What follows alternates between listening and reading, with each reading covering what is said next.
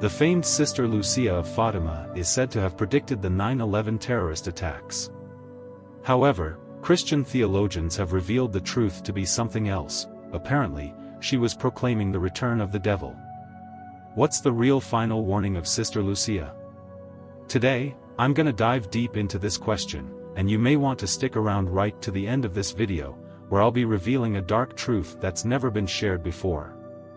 Let's get right into it. In 1917, the Blessed Virgin Mary appeared in Fatima, Portugal, speaking to 3 shepherd children in a valley called Cover. She spoke to Lucy, Francisco, and Jacinta. In 1917, the Queen of Heaven and the Queen of the Most Holy Rosary provided a formula for true peace, bringing about the triumph of Jesus's Immaculate Hearts and the reign of Christ in the hearts and minds of men. The formula began with a recitation of the Most Holy Rosary, which the Queen instructed her 3 children to say daily to achieve peace and an end to war. She also encouraged penance and sacrifices for sinners to save them from hell. According to her Marian devotion, devotion to the Queen was the key to true human peace and salvation. On July 13, 1917, the 3 loyal subjects had their 3rd audience with the Queen of Heaven. If this apparition proved to be a dire warning, it included a horrible vision of hell filled with countless souls. If the Queen's formula for peace were not followed, many souls would be damned. However, a worse war and more tremendous suffering would be experienced during the pontificate of Pope Pius XI. The Queen stated that if you see suddenly a bright unknown light one night, it's a sign from God that He's going to punish the world for his sins. This unusual event occurred in Europe in 1938, just days before Adolf Hitler took over Austria in what was called the Angelus. Do you think this prevalence of Hitler is what she was foretelling? The Blessed Mother of God visited the children 3 more times, including a final visit on October 13, 1917. To prove her message was real, she performed a miracle from heaven that would rival the Red Sea parting during the time of Moses. Most of the children, Lucia, Francisco, Jacinta, and around 70,000 people, witnessed the supernatural and almost cataclysmic event in the skies above. The sun trembled, making strange and abrupt movements outside of cosmic laws. The people were safe from harm, and their rain-soaked clothes and mud were dry and clean.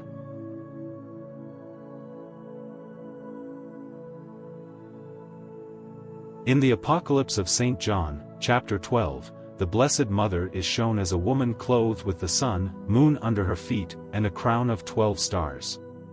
She is Queen of heaven and earth, of angels and men. However, in the same chapter, there is also a mention of a red dragon, a reptile, and a red menace whose offspring was included in the Bolshevik Revolution. God is the God of peace and reconciliation, but He has established an irreconcilable feud, an amnesty, and an enemy relationship between a woman and a serpent after Adam and Eve sinned. God spoke to the serpent and woman, saying that He would put amnesty and an enemy relationship between them, the serpent and her offspring.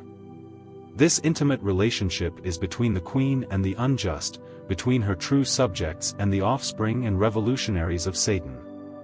But here is where it gets really interesting, so you may want to pay close attention now.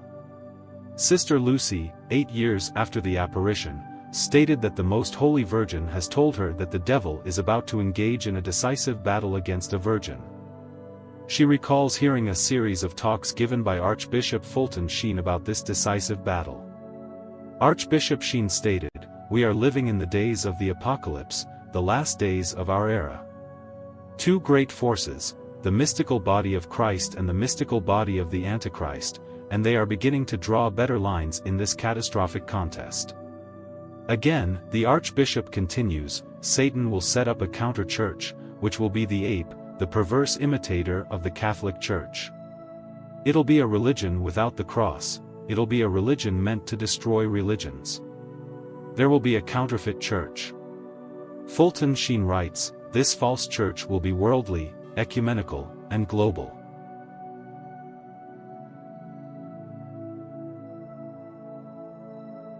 The great preacher then concluded, "It'll be a world parliament of churches, and it will be emptied of all divine truth and content. What do you think this could mean? Which religion do you think the preacher was talking about? Things are about to get a lot more terrifying.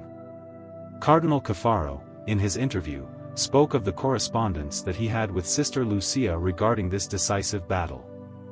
The cardinal received a handwritten note from the visionary sister to see it, and in it, we find written the following codes: the final battle between the Lord and the reign of Satan will be about marriage and family. Don't be afraid, because anyone who operates works for the sanctity of marriage and family will always be opposed in every way, because this is the decisive battle.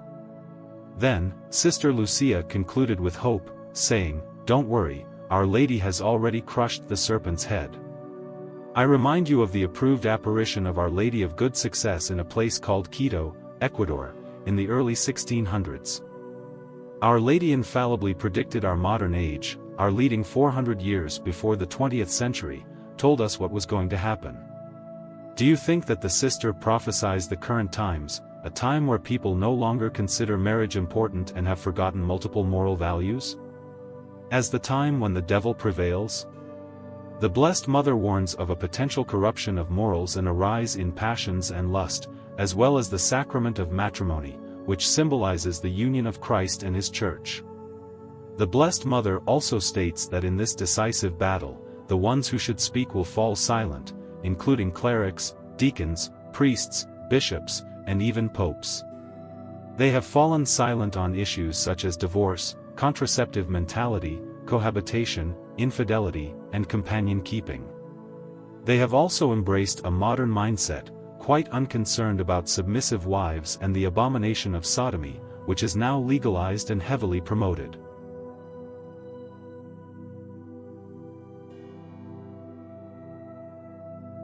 Many Catholic clerics are being swept along in this modern wave of impurity, accepting all, tolerating sin that calls down vengeance from heaven. The battle between the devil and Our Lady, between the Church and the false church, especially over marriage and family, is a despised sub-battle between the devil and Our Lady. It is a document that has become the elephant in the room, an obvious and serious problem that few want to address. A document that has caused a small group of solid cardinals to put forth 5 dubia, the Latin word for doubts, serious doubts in this document regarding its content and its lack of orthodoxy. Pope Francis's document, namely, Amoris Laetitia, the joy of married love, if it's translated, is more than problematic. The Holy Father appears to be promoting a worldly agenda that does not align with divine revelation. In the document, Amoris Laetitia, moral absolutes are elevated to high ideals, making marriage a high ideal rather than an ordinary norm. Commandments are seen as suggestions for those with heroic virtues, leading to a subjectivism that assumes if one's conscience approves, everything's fine.